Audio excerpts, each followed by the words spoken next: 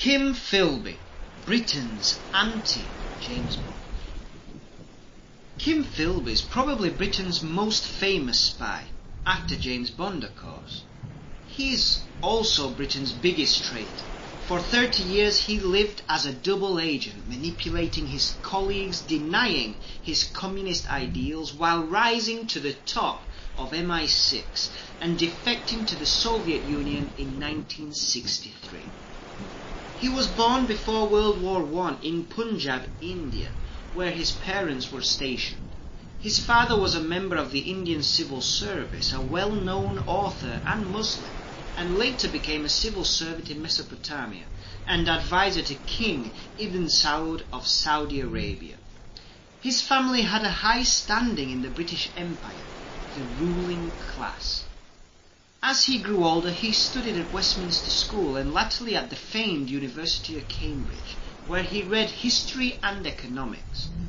Cambridge was where Philby was first attracted to communism as part of the famous Cambridge Five, a group of 5 Cambridge students who would later go on to become Soviet spies. But he wasn't truly involved with the Soviet intelligence service until after graduation. Philby moved to Vienna in the early 1930s, working to aid refugees from Nazi Germany. He hated the Nazi movement, and whilst there he fell in love with Litzi Friedman, a young Jewish communist from Austria. Philby liked her determination and strong political conviction. They got married and fled Austria in 1934 prior to the start of World War II. Coincidentally, the same year, an NKVD Russian secret police agent, Arnold Deutsch, was sent to London and managed to get in contact with Litzi regarding the recruitment of Soviet spies. Litzi told Philby one evening she had arranged for him to meet a man of decisive importance, and the rendezvous took place in Regent's Park. The man described himself as Otto, but Philip found out much later from an MI5 file that the man was indeed Arnold Deutsch. From that moment on, Philip began feeding information to the Soviet Union. His first task for Otto was giving a list of names of those he met at Cambridge who might respond to discreet contact. While Philby himself states that it was his time in Cambridge where he became involved with communism, it was Litzi who got him in touch with the Soviet Secret Service. Philby travelled to Spain in 1937, in the midst of a bloody civil war. He started work as a freelance journalist for British paper The Times, reporting from the pro-Franco side and stationed in Seville. He wrote favourable articles about Franco, but meanwhile provided Soviet intelligence with information. They were interested in seeing how the new Messerschmitt and Panzer I and IIs were deployed in the nationalist forces. Philby also informed the British intelligence that, after a direct question to Franco, German troops would not be allowed to cross through Spain and attack Gibraltar, at that time an important British stronghold. Philby used the war in Spain to get closer to the British intelligence service, to make it look like he had adopted a more right-wing ideology following Franco and his nationalist forces. Nevertheless, his loyalties were still in the Soviet camp. His Soviet controller Theodore Mali and the NKVD had even instructed Philby to discover the system of guarding Franco and his entourage, with assassination in mind. Philby was told to report the vulnerabilities in Franco's security and recommend ways to gain access to him and his staff. Such was his pretense, he was even awarded with the Red Cross of Military Merit by Franco. In fact, during the Spanish Civil War, the nationalist forces had started to think that all the English were a lot of communists, as so many were fighting in the international brigades. Philby became an exception, and he was well liked, even being decorated by Franco himself. He became known as the Englishman decorated by Franco, and that opened a lot of doors for him. Indeed, his actions in the war led him to be recruited to MI6 training in 1939. He impressed his seniors during World War II, whilst working in black propaganda with the Special Operations Executive. During his time here, Philby remarks in a lecture given to the East German Intelligence Service just how easy it was to get confidential information and secrets from the British Secret Service. All he did was go out 2 or 3 times a week for a pint with the archivist who managed the files. They became friends, and this friendship helped Philby get access to files not even remotely related to his job. Every evening he'd leave the office with a big briefcase full of reports and actual documents from the archive. He'd hand them over to his Soviet contact the same evening. The documents would then be photographed and the next morning back in Philby's hands and returned to the archive. Philby remarks that if there had been proper discipline in the handling of papers in the SIS, that would have been quite impossible. Philby did this year in, year out, providing the Soviets with an immense amount of British intelligence. Philby was almost caught later as Walter Krivitsky, an ex-Soviet intelligence officer, gave evidence to the MI5. Krivitsky claimed that 2 Soviet agents had penetrated the British Foreign Office and that one worked as a journalist for a British newspaper during the Spanish Civil War. Unbelievably, no connection with Philby was made, and Krivitsky was, probably not surprisingly, shot in a Washington hotel room a year later. Philby then moved up in MI6 after impressing the Director General.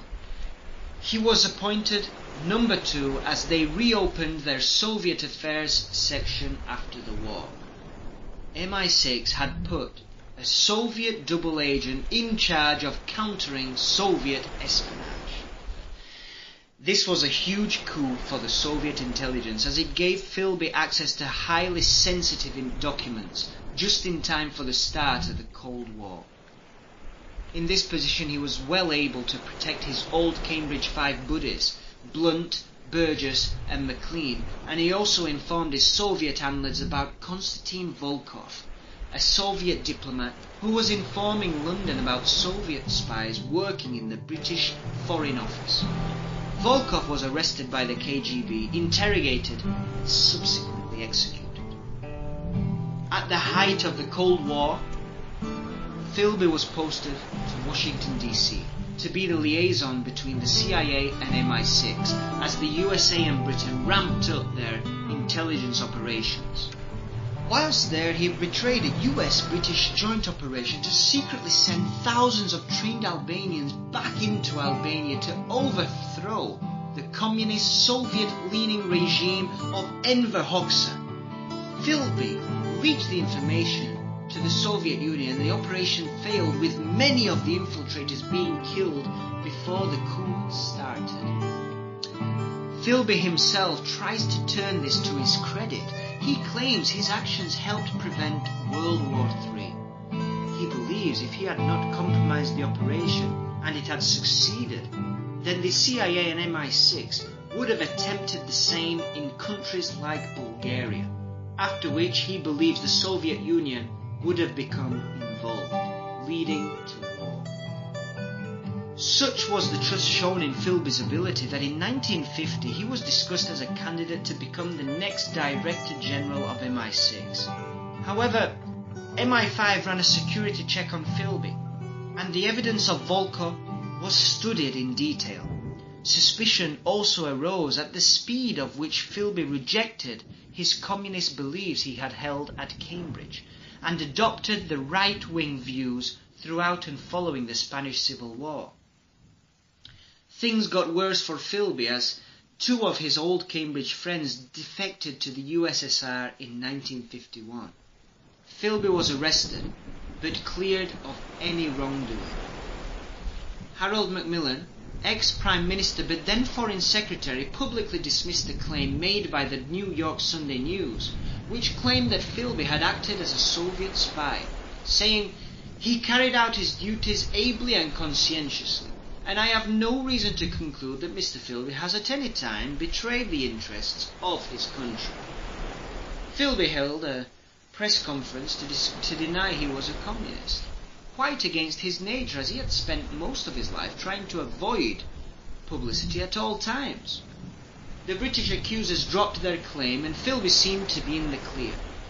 He moved to the Middle East to work as a journalist, but still worked part-time for MI6. In 1961, a KGB agent defected to the West, providing evidence that Philby had been part of a spy ring that also included his old Cambridge friends Burgess and McLean. MI5 sent Nicholas Elliott, an agent and good friend of Philby who had earlier believed his innocence, to secure his full confession. When they met in late 1962, Philby told Elliott he had been half expecting to see him. Elliott confronted him, saying, "I once looked up to you, Kim. My God, how I despise you now. I hope you've enough decency to understand why." Philby admitted the charges of espionage, but fled to Russia before a written statement was arranged, whence he obtained political asylum. While MI6 received plenty of criticism for Philby's defection, it's said that that was the preferred outcome for the SIS, avoiding a lengthy, embarrassing and very public trial in London. Putting it simply, Philby was able to get away with his betrayal for so long due to the British class system, and the fact that his colleagues, men of his own high class and education, just couldn't believe that an Englishman of his type, born into the ruling class of the British Empire, charming, utterly confident and popular, would ever dream of being a double agent for those awful Russians. He made so many friends in MI6, impressed so many people in high positions, who would have so much to lose if he was proven to be a spy.